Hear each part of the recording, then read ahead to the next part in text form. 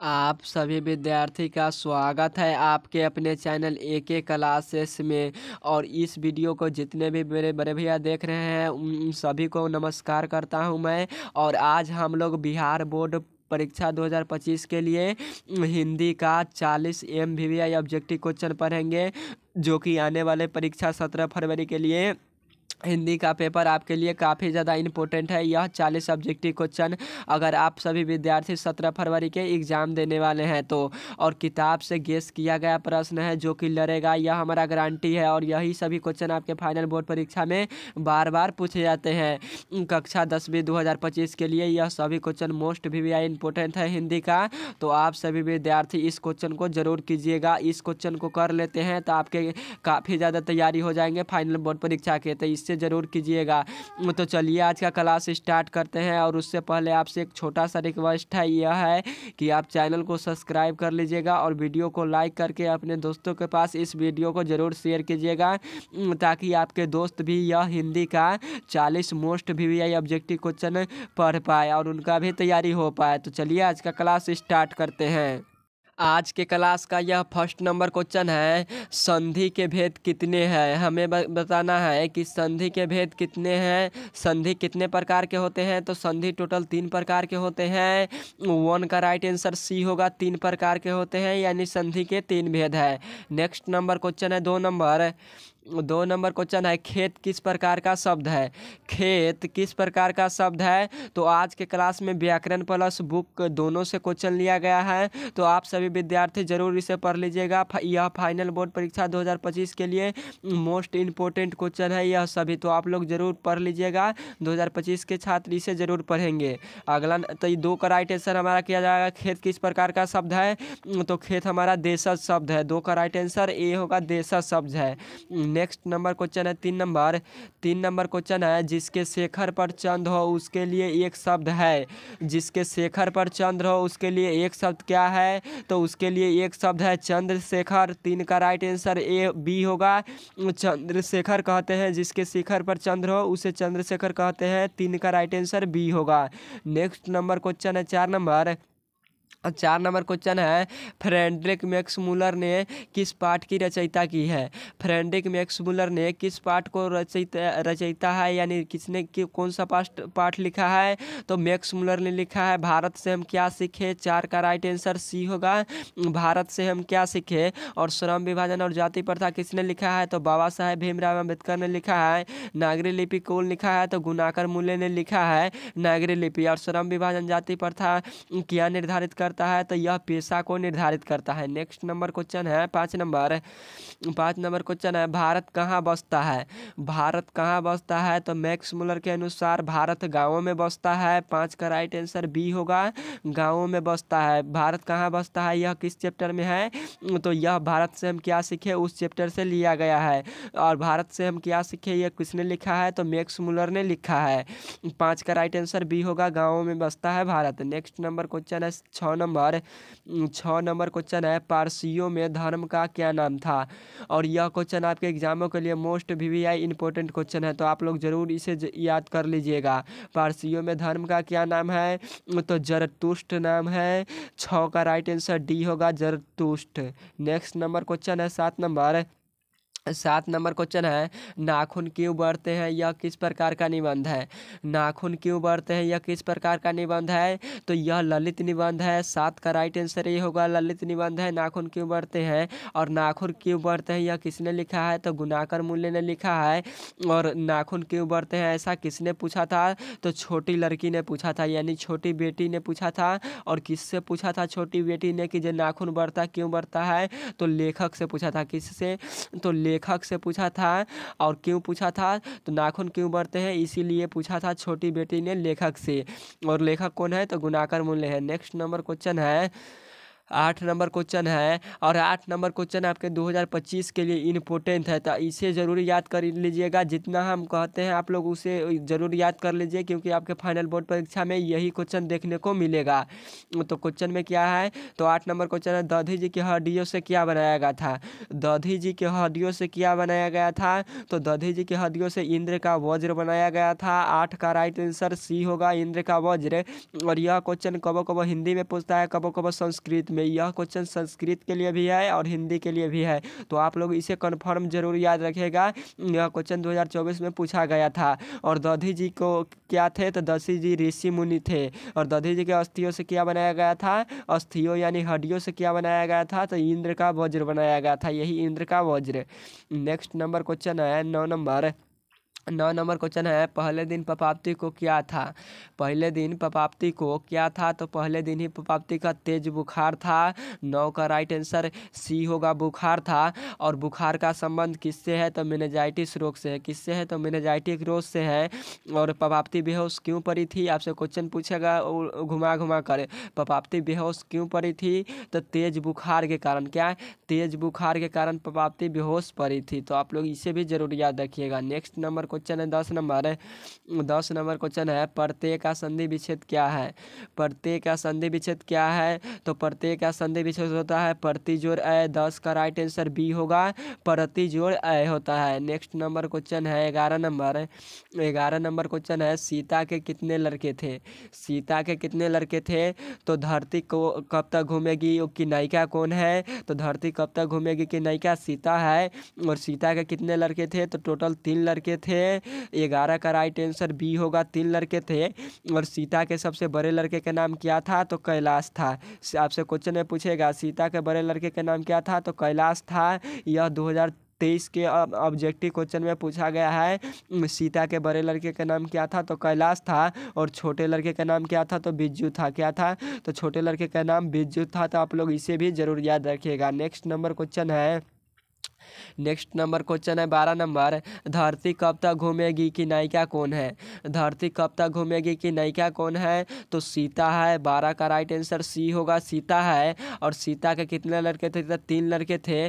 और तीनों लड़के ने उस सीता के लिए क्या किया था, तो 50-50 रुपये महामारी खर्च देने के लिए प्रयास किया था, जो कि सीता को बहुत बुरा लगा था। और सीता कैसा, आपसे क्वेश्चन पूछा जाता है फाइनल बोर्ड परीक्षा में, सीता अपने ही घर में कैसा महसूस कर रहा था, तो घुटन महसूस कर रहा था। कैसा महसूस कर रहा था, तो घुटन महसूस कर रहा था सीता अपने ही घर में। और सीता क्यों रुआसी हो गई, आपसे क्वेश्चन पूछेगा सीता क्यों रुआसी हो गई, तो अपना काला ओढ़ना देखकर सीता रुआसी हो गई। तो आप लोग इसे जरूर याद रखिएगा। नेक्स्ट नंबर क्वेश्चन है 13 नंबर क्वेश्चन है, सवाल तो डैश का ही है। सवाल तो डैश का ही है, यानी सवाल किसका है, तो सवाल रोटी का है। 13 का राइट आंसर ये होगा, सवाल रोटी का है। थोड़ा सा 1 सेकेंड, थोड़ा सा बगल में है, गाड़ियाँ चलता रहता है इसलिए डिस्टर्ब हो जाता है। तो 13 का राइट आंसर हमारा ये होगा, सवाल तो किसका है, तो सवाल रोटी का है। नेक्स्ट नंबर क्वेश्चन है 14 नंबर क्वेश्चन है, आज्ञा का पूरा नाम क्या है। आज्ञा का पूरा नाम क्या है, तो आज्ञा का पूरा नाम है सचिदानंद हीरानंद उत्सायन आज्ञा है। 14 का राइट आंसर डी होगा, हीरानंद सचिदानंद हीरानंद उत्सायन आज्ञा है आज्ञा का पूरा नाम। और आपसे क्वेश्चन पूछा जाता है आज्ञा कौन सा पाठ लिखा है, तो हिरोशिमा लिखा है। कौन सा लिखा है, तो हिरोशिमा पाठ किसने लिखा है, तो आज्ञा ने लिखा है। कौन सा लिखा है, तो हिरोशिमा पाठ को किसने लिखा है, तो सचिदानंद हीरानंद उत्सायन आज्ञा ने, जिसे आज्ञा के नाम से भी जाना जाता है। और हिरोशिमा पर किसने परमाणु बम गिराया था, तो अमेरिका ने गिराया था। कौन गिराया था, तो अमेरिका ने गिराया था हिरोशिमा पर परमाणु बम। और कब गिराया था, तो 6 अगस्त 1947 ईस्वी को गिराया था। कब गिराया था, तो 6 अगस्त 1947 ईस्वी को अमेरिका ने परमाणु बम गिराया था हिरोशिमा पर। कहाँ गिराया था, हिरोशिमा पर गिराया था। नेक्स्ट नंबर क्वेश्चन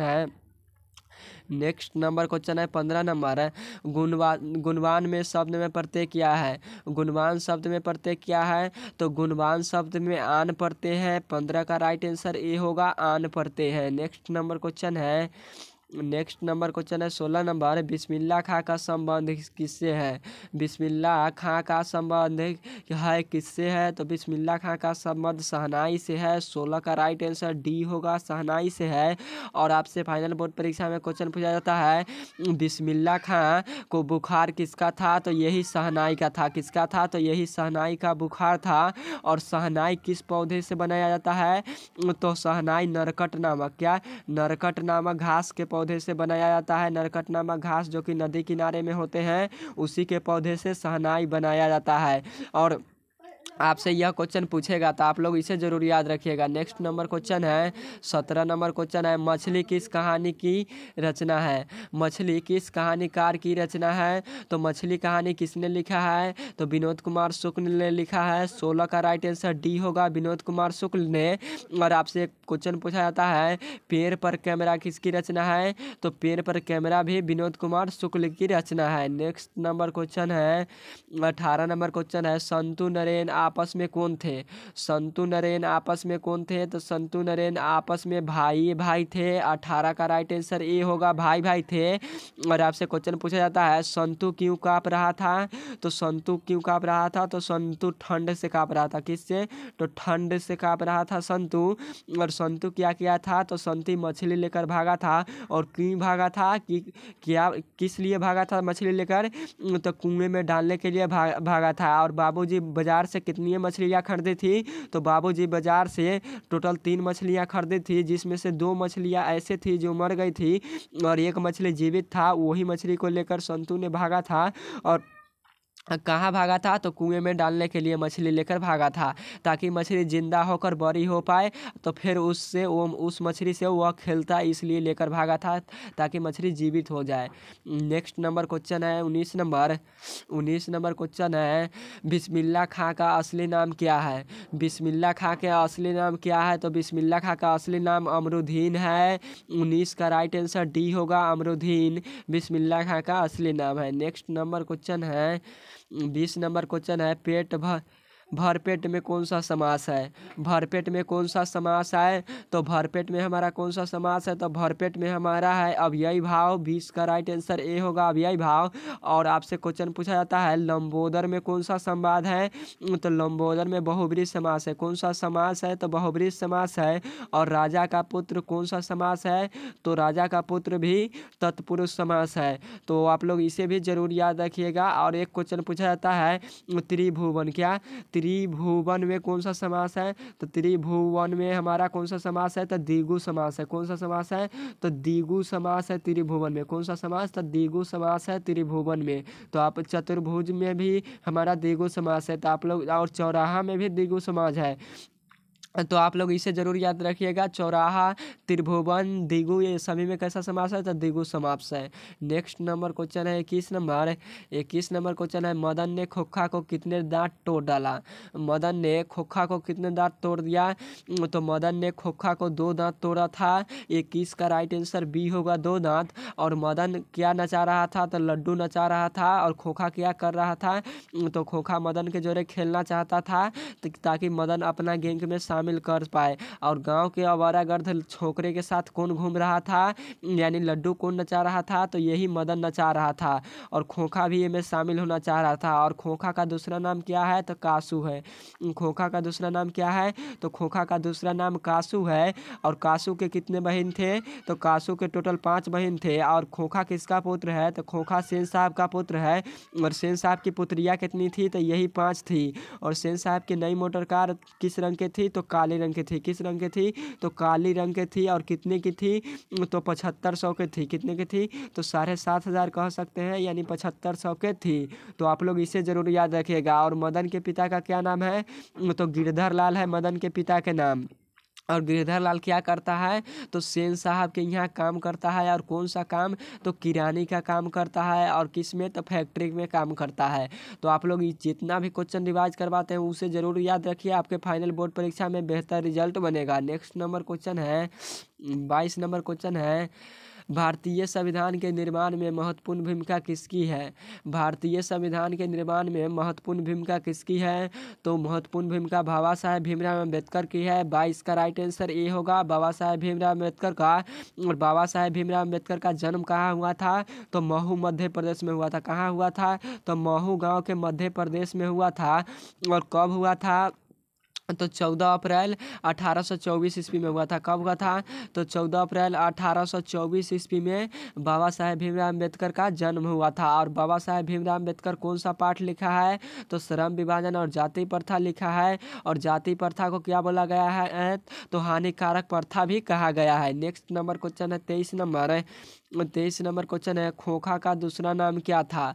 खोखा का दूसरा नाम क्या था? तो खोखा का दूसरा नाम कासू था। क्या था? तो खोखा का दूसरा नाम कासू था। 23 का राइट आंसर सी होगा, कासू था। और खोखा किसके कार के हवा निकाल दिए? तो खोखा ने पत्रकार के कार के हवा निकाल दिया। किसके? तो पत्रकार के कार का हवा किसने निकाला, यानी गाड़ी का हवा किसने निकाला? तो यही खोखा ने निकाला। और खोखा का दूसरा नाम क्या है? तो कासू है। ये भी क्वेश्चन आप लोग जरूर याद रखिएगा। और आपसे क्वेश्चन पूछा जाता है फाइनल बोर्ड परीक्षा में, सेन साहब का मित्र क्या था? तो सेन साहब का मित्र यही पत्रकार था। क्या था? तो यही पत्रकार था। नेक्स्ट नंबर क्वेश्चन है 24 नंबर। परिवहन वाचक विशेषण, सॉरी यहाँ पे टाइपिंग मिस्टेक है, यहाँ पे होना चाहिए परिमाण वाचक। क्या? परिमाण वाचक विशेषण का उदाहरण इनमें से कौन है? तो परिमाण वाचक का विशेषण होता है थोड़ा सा। 24 का राइट आंसर बी होगा, थोड़ा सा जो है ना वह परिमाण वाचक विशेषण का है। तो हमारा 24 का राइट आंसर हमारा बी होगा। नेक्स्ट नंबर क्वेश्चन है 25 नंबर। 25 नंबर क्वेश्चन है, गंगा कौन सी संज्ञा है? गंगा कौन सी संज्ञा है? तो गंगा किसी नदी का नाम है। और नाम कौन सी संज्ञा में आता है? तो व्यक्तिवाचक संज्ञा में आता है। 25 का राइट आंसर सी होगा, व्यक्तिवाचक। और आपसे क्वेश्चन पूछा जाता है कि संज्ञा के कितने भेद हैं? तो संज्ञा के टोटल 5 भेद होते हैं। संज्ञा के कितने भेद होते हैं? तो टोटल 5 भेद होते हैं। कौन कौन सा? तो जातिवाचक, व्यक्तिवाचक, भाववाचक, समूहवाचक और द्रव्यवाचक, यह सभी संख्या के भेद होते हैं 5 प्रकार के। और संज्ञा किसे कहते हैं? तो किसी व्यक्ति, वस्तु, स्थान, जगह के नाम के संज्ञा कहते हैं। तो आप लोग इसे भी जरूर याद रखिएगा। नेक्स्ट नंबर क्वेश्चन है 26 नंबर। 26 नंबर क्वेश्चन है, बाढ़ की समस्या किस कहानी का केंद्र में है? और यह क्वेश्चन आपके फाइनल बोर्ड परीक्षा 2025 के लिए इम्पोर्टेंट है। तो आप लोग इसे जरूर याद रखिएगा क्योंकि यह क्वेश्चन बार बार आता है। तो बाढ़ की समस्या किस कहानी के केंद्र में है? तो यह ढहते विश्वास कहानी के केंद्र में है। 26 का राइट आंसर बी होगा, ढहते विश्वास। और ढहते विश्वास के मुख्य नायिका कौन है? तो मुख्य नायिका लक्ष्मी है। कौन है? तो लक्ष्मी है। और लक्ष्मी का पति कहाँ नौकरी करता है? तो कोलकाता में नौकरी करता है। और लक्ष्मी का पति इतना पैसा नहीं कमा पाता है ताकि लक्ष्मी का घर चल पाए, तो लक्ष्मी स्वयं भी काम भी करती है और लक्ष्मी का पति भी काम करता है।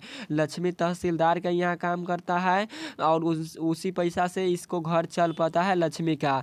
तो आप लोग इसे भी जरूर याद रखिएगा। नेक्स्ट नंबर क्वेश्चन है 27 नंबर क्वेश्चन है, हिंदी लिखे जाते हैं। हिंदी किस लिपि में लिखे जाते हैं? तो हिंदी हमारा देवनागरी लिपि में लिखा जाता है। 27 का राइट आंसर ये होगा, देवनागरी लिपि। और आपसे क्वेश्चन पूछा जाता है मराठी, क्या मराठी किस लिपि में लिखी जाती है? तो मराठी भी हमारा देवनागरी लिपि में लिखी जाती है। मराठी भी देवनागरी लिपि में लिखी जाती है। तो आप लोग इसे भी जरूर याद रखिएगा। और एक होता है हिंदी, तो वो भी देवनागरी लिपि में। और संस्कृत कौन सा लिपि में लिखी जाती है? तो रोमन लिपि में लिखा जाता है। संस्कृत हमारा रोमन लिपि में नहीं लिखा जाता है, हमारा अंग्रेजी रोमन लिपि में लिखा जाता है। नेक्स्ट नंबर क्वेश्चन है 28 नंबर। 28 नंबर क्वेश्चन है, मगम्मा की बहू का क्या नाम था? मगम्मा की बहू का क्या नाम था? तो मगम्मा की बहू का नाम नजम्मा था। क्या था? तो नजम्मा था। 28 का राइट आंसर ये होगा, नजम्मा था। और मगम्मा कहाँ मिलता था? तो कुआं के पास। कहाँ मिलता था? तो कुआं के पास। और कुआं कहाँ था? तो कुआं रास्ते में था। और कुआं के पास मगम्मा मिलता था। और किससे मिलता था? तो रंगप्पा से मिलता था। यही रंगप्पा से मिलता था मगम्मा। और रंगप्पा क्या चाहता था? तो यहाँ पर रंगम्मा लिखा है, रंगप्पा क्या चाहता था? तो रंगप्पा कुछ रुपये और पैसा उधार चाहता था। किससे चाहता था? तो मगम्मा से चाहता था। और ये नजम्मा को शक हो गया कि रंगप्पा कहूँ सास के रुपये पैसे न ले ले, इसलिए पोते के बहाना करके पोते के अपने पास भेजा। यानी नजम्मा ने अपने बेटे को भेजा और कहा कि जो दादी के पास तुझे वह मिठाई देती है। और इसी कारण वह पोता से खूब प्यार करती थी मगम्मा, जिसके कारण ही पोता उसके पास आकर रहने लगा और धीरे धीरे झगड़ा खत्म हो गया। तो यही था मगम्मा। और मगम्मा क्या बेचती थी? तो मगम्मा दही बेचती थी। क्या बेचती थी? तो दही बेचती थी। और मगम्मा का कहानी किसने, अनुवादक कौन है? तो श्रीनिवास है। कौन है? तो श्रीनिवास है। और श्रीनिवास का जन्म उड़ीसा में हुआ था। नेक्स्ट नंबर क्वेश्चन है, उड़िया भाषा से लिया गया है। क्या? मगम्मा कहानी का अनुवादक किन है? तो उड़िया भाषा से लिया गया है और श्रीनिवास है। माँ कहानी किस लेखक के द्वारा रचित गई है? 29 नंबर क्वेश्चन है, माँ कहानी किस लेखक के द्वारा रचित गई है? तो यह ईश्वर पेटलिकर ने लिखा है। 29 का राइट आंसर सी होगा, ईश्वर पेटलिकर ने लिखा है। और श्रीनिवास ने क्या किसका अनुवाद किया है? तो दही वाली मगम्मा का अनुवाद किया है। नेक्स्ट नंबर क्वेश्चन है 30 नंबर क्वेश्चन है, मंगू की माँ की कितने संतानें थी? मंगू की माँ के कितने संतानें थी? तो मंगू की माँ के टोटल 4 संतानें थी। 30 का राइट आंसर सी होगा 4।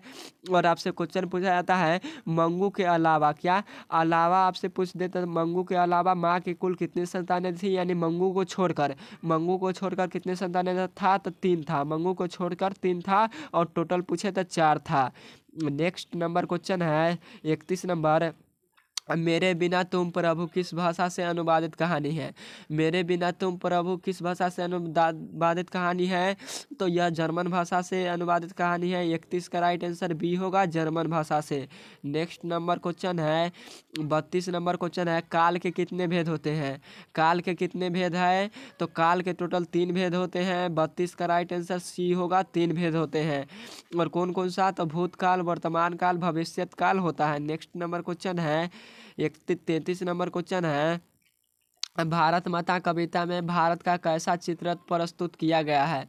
भारत माता कविता में भारत का कैसा चित्र प्रस्तुत किया गया है? तो यथातथ्य किया गया है। 33 का राइट आंसर सी होगा, यथातथ्य। और यह क्वेश्चन 2025 के लिए इम्पोर्टेंट है, तो आप लोग प्लीज़ ज़रूर याद कर लीजिएगा इस क्वेश्चन को। नेक्स्ट नंबर क्वेश्चन है 34 नंबर क्वेश्चन है, ऐसे ही लड़के आगे चलकर चोर, गुंडा, डाकू बनते हैं। यह पंक्ति किस कहानीकार की पात्र ने कही है? तो ऐसे ही चल के आगे लड़के चल के गुंडा, चोर बन जाते हैं, ये ऐसा किसने कहा है? तो ऐसा सेन साहब ने कहा है। 34 का राइट आंसर सी होगा, सेन साहब ने। और सेन साहब की पुत्रियों की संख्या कितनी थी? तो 5 था। कितना था? तो 5 था।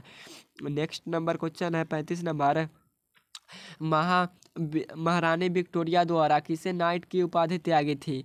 महारानी विक्टोरिया द्वारा किसे नाइट की उपाधि दी गई थी? तो वह किसे दिया गया था? तो मैक्स मुलर को दिया गया था। 35 का राइट आंसर बी होगा, मैक्स मुलर को।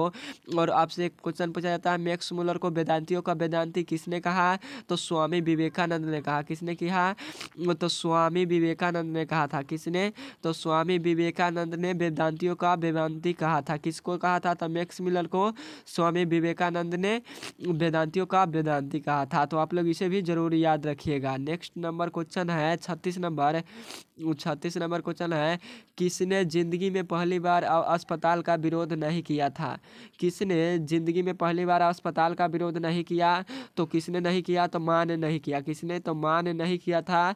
36 का राइट आंसर डी होगा, माँ ने नहीं किया था। नेक्स्ट नंबर क्वेश्चन है 27 नंबर क्वेश्चन है, 37 नंबर क्वेश्चन है, विचार और वितर्क किस लेखक की रचना है?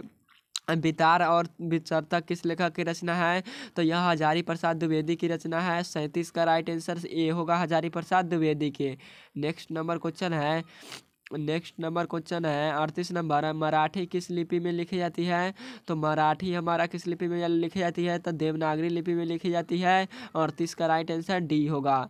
नेक्स्ट नंबर क्वेश्चन है 39 नंबर क्वेश्चन है, बहादुर की माँ गुस्से से पागल क्यों हो गई थी?